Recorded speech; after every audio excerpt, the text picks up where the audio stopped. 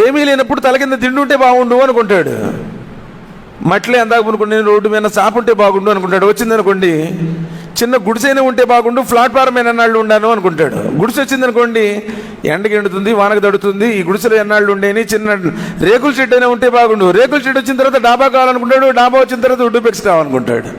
కోరికలు అపరిమితం, ఇది చాలు అని అందుకే నబీ సల్లల్లాహు అలైహి వసల్లం వారు చెప్పారు, మనిషి యొక్క కోరికలు ఎలాంటివి అంటే ఒక పెద్ద లోయ నిండా బంగారం దొరికినా ఆవిడ అనుకుంటాడంట, అబ్బా రెండో లోయ నిండా కూడా దొరికితే బాగుండు కదా అనుకుంటాడంట.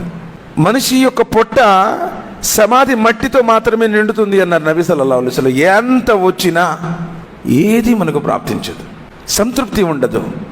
నబీ సల్లల్లాహు అలైహి వసల్లం అంటున్నారు, స్వర్గంలో తస్నీం అనే ఒక సెలయర్ ఉంది, ఒక దోషుడు నీళ్లు తాగితే అల్లా నాకు ఇంకేం అవసరం లేదంటాడట మనిషి. అది అసలైనటువంటి అనుగ్రహాలు, తనివి తీరేటువంటి శాశ్వతమైనటువంటి సంతృప్తి, ప్రశాంతత లభించేటువంటి స్థానం అది. దాని గురించి మనం ఆలోచించడం వల్ల ప్రశాంతమైనటువంటి ఆలోచనలన్నీ తీసేసి క్షణభంగురమైనటువంటి జీవితం గురించి మన ఆలోచన మొత్తం పెట్టి లోకపరమైనటువంటి వాటి కోసమే మన తెలివితేటలన్నీ ఉపయోగిస్తున్నాం తప్ప చనిపోయిన తర్వాత జీవితం గురించి ఎవరు ఆలోచించడం. అందుకే నబీ సల్లల్లాహు అలైహి వసల్లం చెప్పారు, మీలో తెలివి కలిగిన వాడు ఎవరంటే ఎవరైతే బ్రతికొండగానే చనిపోయిన తర్వాత జీవితం గురించి ముందుగానే ఆచరించుకుంటాడో అతడు నిజమైనటువంటి తెలివి కలిగిన వాడు అన్నాడు. చాలా సంపాదించుకున్నావు, మధ్యలో గుండె ఆగిపోయింది, ఏమొచ్చింది నీ వెంట? ఒకటి కంటే ఒకడు ఎక్కువగా సంపాదించాలి అనేటువంటి ఆశతో, వ్యామోహంలో మరిచిపోయారు. అదే మరపుతో చివరికి శ్మశానాన్ని కూడా పోతారు, ఏమీ రాదు వెంట. తల్లి గర్భం నుండి ఒంటరిగా నగ్నంగా ఎలా వచ్చామో తిరిగి వెళ్ళేటప్పుడు కూడా అలానే వెళ్ళిపోతాం. మరి ఏముంది, దేనికోసం మనం ఆరాటం? ఇది సోదరులారా ఆలోచించండి. ఎప్పుడు పుట్టాలి, ఎక్కడ పుట్టాలి, ఎవరికి పుట్టాలి, ఎలా పుట్టాలి, ఈ లోకంలో ఎన్నాళ్ళు ఉండాలి, నువ్వు ఎన్ని గింజలు తినాలి, ఎన్ని నీళ్లు తాగాలి, నువ్వు ఎక్కడి నుంచి ఎక్కడికి ట్రాన్స్ఫర్ కావాలి, ఎక్కడ పెరగాలి, ఎక్కడ పెళ్లి చేసుకోవాలి, ఎంతమంది పిల్లలు పుట్టాలి, సమస్తాన్ని ఎవరైతే నిర్ణయించాడో ఆ అల్లాహ్ను మాత్రమే ఆరాధించాలి. వఅబుదుల్లాహ్, ఆయన్ని ఆరాధించాలి అన్నాడు. కానీ దురదృష్టవశాత్తు ఈరోజు ఆరాధనను ఆయనకు సమర్పించడం లేదు. కాబట్టి మనకిష్టం వచ్చినప్పుడు, మనకు నచ్చినప్పుడు, మనకు లాభం వచ్చినప్పుడు, మనం అనుకున్న పనులు జరిగినప్పుడు ఆచరించేది కాదు దైవధర్మం. కష్టమైన, నష్టమైన, కలిమైన, లేమైన, రోగమైన, ఆరోగ్యమైన, ఏదైనా ఎప్పుడైనా నన్ను పుట్టించినటువంటి నా స్వామి ఆదేశాలతోనే నాకు ప్రాప్తిస్తుంది.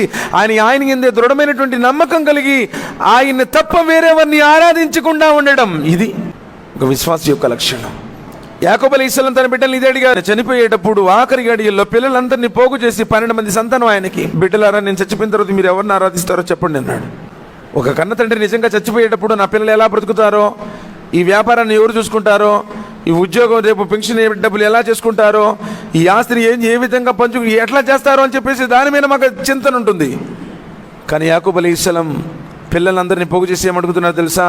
నా బిడ్డలారా నేను చచ్చిపోయిన తర్వాత మీరు ఎవరిని ఆరాధిస్తారు అని అడుగుతున్నాడు. అప్పుడు బిడ్డలందరూ కూడా కలిసి తండ్రి చేతిలో ఏమని ప్రమాణం చేశారో తెలుసా? నాన్న, మీ తండ్రులైనటువంటి ఇబ్రాహీం అలైహిస్సలాం, ఇస్సాక్ అలైహిస్సలాం, ఇస్మాయిల్ అలైహిస్సలాం ఏ ఏకైక దేవుడైనటువంటి అల్లాహ్ను ఆరాధించారో ఆయన్నే మేము కూడా ఆరాధిస్తాము, ఆయనకి సాటి కల్పించము, షిరిక్ చేయము అన్నప్పుడు ఆ తండ్రి ప్రశాంతంగా కన్నుమూశాడు. ఈరోజు మనం పాటిస్తున్నామా?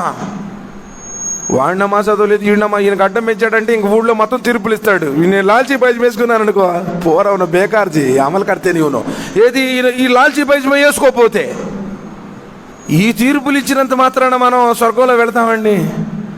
ప్యాంటు షర్ట్లు నీ రంగు ఎరుపు రంగా నలుపు రంగా, నువ్వు పక్క దువ్వావా పైకి దువ్వావా, అల్లతాలి చూడోడు ప్రళయదిన రోజున నీ ఆంతర్యాన్ని చూస్తాను.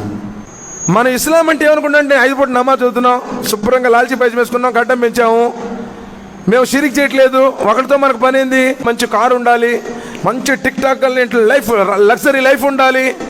అస్తగ్ఫిరుల్లాహ్. ఇలాంటి విషయాలతో ఎన్నటికీ స్వర్గంలో వెళ్ళలేము. స్వర్గం ఊరికినే లభించదు అంటున్నాడు అల్లాహ్ సుబ్హానహు వ తఆలా.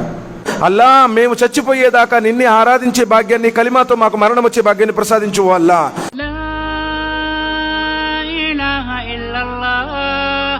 ముహమ్మదున్ రసూలుల్లాహ్.